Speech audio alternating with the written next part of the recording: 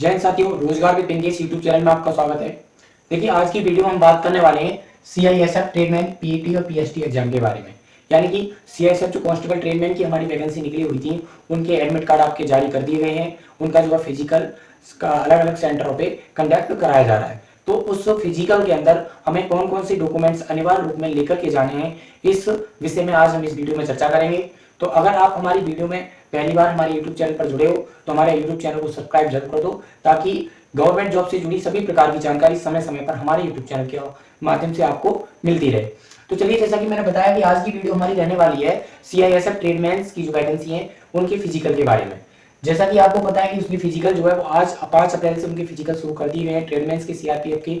तो उस फिजिकल स्तर पर जहां पर आपका फिजिकल है, जहां पर आपकी भर्ती प्रक्रिया कराई जा रही है, जहां पर आपका पीटी और पीएचडी कंडक्ट कराया जा रहा है, वहां उस स्थान पर आपको कौन कौन से डॉक्यूमेंट्स लेकर के जाने हैं, ओरिजिनल डॉक्यूमेंट्स कौन से चाहिए और कितने फोटो सेट उनके चाहिए, इस पूरे विषय के ऊपर आज चर्चा करेंगे।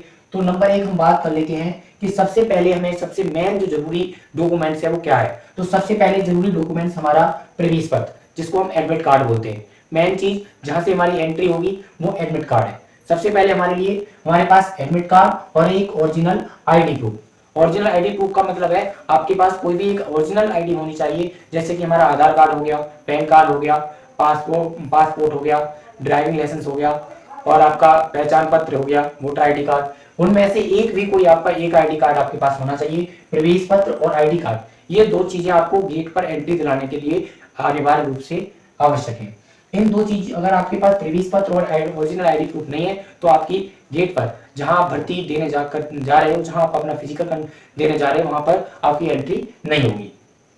उसके बाद हम बात कर लेते हैं, जैसे आपकी एंट्री होगी उसके बाद आपको अलग अलग बैच वाइज बैच बनाए जाएंगे और बैच बनाने के बाद आपका फिजिकल कंडक्ट आ जाएगा। आपका हाइट, चेस्ट, वेट ये सब नापी जाएगी और उसके लिए मैं एक वीडियो अलग से बता दूंगा कि आपकी जो हाइट, चेस्ट, वेट है उसमें आप किस तरीके से कितनी हाइट मांगी जा रही है, कितना चेस्ट मांगा जा रहा है, क्योंकि इसमें अलग अलग पोस्टों के हिसाब से अलग अलग हमारा जो है वो वेट वगैरह और चेस्ट हमारा हाइट मांगी जा रही है। तो उस सारी जो प्रक्रिया है वो पूरी होने के बाद जब आपका डॉक्यूमेंट वेरिफिकेशन होगा उस टाइम पर आपको क्या क्या डॉक्यूमेंट्स अनिवार्य रूप से चाहिए उसके बारे में मैं बात कर रहा हूँ। तो सबसे पहले जब आपका फिजिकल कंडक्ट हो जाएगा, जब आपकी रनिंग हो जाएगी और आपका हाइट, चेस्ट वैसे क्लियर हो जाएगा, उसके बाद आपको चाहिए ये सभी डॉक्यूमेंट। उसके बाद जैसे मैंने ये बता दिया, इसके बाद है आपका 10th और 12th की मार्कशीट, यानी कि आपके पास हाई स्कूल और इंटर की ओरिजिनल मार्कशीट होना अनिवार्य है। ये दोनों सही, आपके पास हाई स्कूल और इंटर की ओरिजिनल मार्कशीट भी होना अनिवार्य है। इसके बाद हम बात कर लेते हैं मूल निवास की। नंबर 4 पे आपका मूल निवास, यानी कि आप किस राज्य के निवासी हैं, रेजिडेंशियल सर्टिफिकेट आपके पास, जिसको हम मूल निवास प्रमाण पत्र बोलते हैं, ये आपके पास ओरिजिनल होना चाहिए। ओरिजिनल मूल निवास प्रमाण पत्र आपके पास चाहिए। इसके बाद हम बात करते हैं जाति प्रमाण पत्र।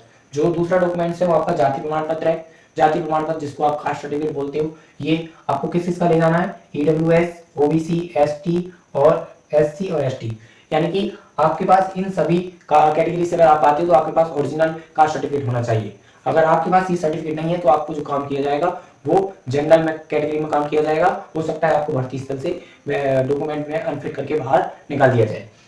और हम अगर ओबीसी की हम बात करें तो ओबीसी का जो सर्टिफिकेट है आपका वो सेंट्रल लेवल का होना चाहिए। मतलब जो ओबीसी का जाति प्रमाण पत्र है वो आपका भारत सरकार का होना चाहिए, किसी भी राज्य स्टेट लेवल का यहाँ पर मान्य नहीं किया जाएगा। अगर आपका स्टेट लेवल का होगा तो आपको तुरंत यूआर कैटेगरी यानी कि जनरल कैटेगरी में काम कर लिया जाएगा और आपको वहां से निकाल भी दिया जा सकता है। इसके बाद आगे हम बात करें तो आपके पास 4 रंगीन फोटो, यानी कि आपके कलर फोटो, पासपोर्ट साइज 4 आपके पास फोटो होने चाहिए कलर। ये सारे डॉक्यूमेंट्स आपके लिए अनिवार्य हैं बिल्कुल ही। अगर इनमें से एक भी डॉक्यूमेंट्स आपके पास नहीं है तो आपको पूरी भर्ती प्रक्रिया होने के बाद भी लास्ट चांस पर बाहर कर दिया जाएगा।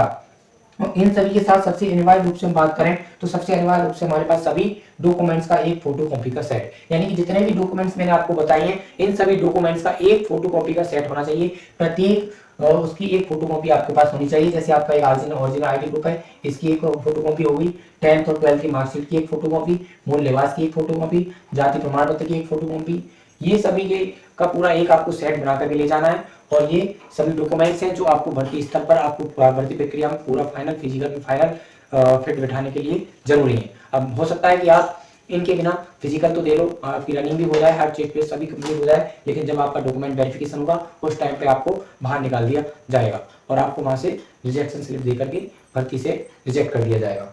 तो इसलिए ये डॉक्यूमेंट्स आपको लेकर के जाने हैं और आपका जो भी सेंटर है उसके समय से पहुंचने का प्रयास करें, क्योंकि जो एंट्री टाइम हमारा है वो 6 बजे से है। 6 बजे आपको वहाँ अपना एंट्री करानी है, क्योंकि जल्दी एंट्री कराने से आपको बहुत ज़्यादा बेनिफिट होता है कि समय से आपका फिजिकल कंडक्ट हो जाएगा और हो सकता है आप समय से आपको वहाँ से छोड़ दिया जाए। तो ये थे आज के सारे डॉक्यूमेंट जो CISF ट्रेडमैन की भर्ती में मांगे जा रहे हैं, उसके ऊपर मैंने आपको बताया। अगर CISF ट्रेडमैन भर्ती से जुड़ी कोई और जानकारी आपको चाहिए तो आप कमेंट बॉक्स में जरूर बताइए, हम उसे बताने का प्रयास करेंगे। तब तक के लिए धन्यवाद।